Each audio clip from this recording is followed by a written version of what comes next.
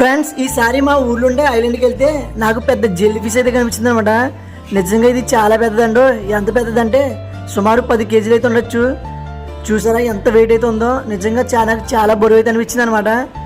ఇది చాలా పెద్దది జెల్లీ ఫిష్. చాలా మంది అడుగుతున్నారు, బ్రదర్ ఈ జెల్లీ ఫిష్లు తినచ్చా తినకూడదని. ఫ్రెండ్స్ ఈ జెల్లీ ఫిష్లు అయితే అస్సలు తినకూడదు. ఎందుకంటే ఈ జెల్లీ ఫిష్ల పైన కొంచెం విషపూరితమైన కణాలు అయితే ఉంటాయి. సో అందువల్ల ఈ జెల్లీ ఫిష్ని ఎవరు తినరు. అయినా వీటిని వండుకున్నా బాగో అనమాట. మనకి దీన్ని ముట్టుకోవడానికి మనకి అదిలాగా అనిపిస్తుంది. సో అందువల్ల జెల్లీ ఫిష్ని అయితే ఎవరు తినరు. సముద్రపు చేపల్లాగా వీటికి తోక భాగాలు అయితే ఉండవు అనమాట. అందువల్ల ఈ జెల్లీ ఫిష్లు ఒక ప్లేస్ నుండి మరో ప్లేస్కి కదలాలంటే ఖచ్చితంగా సముద్రంలో జరిగే ఆటిపోట్లను అయితే ఉపయోగించుకుంటాయి అనమాట.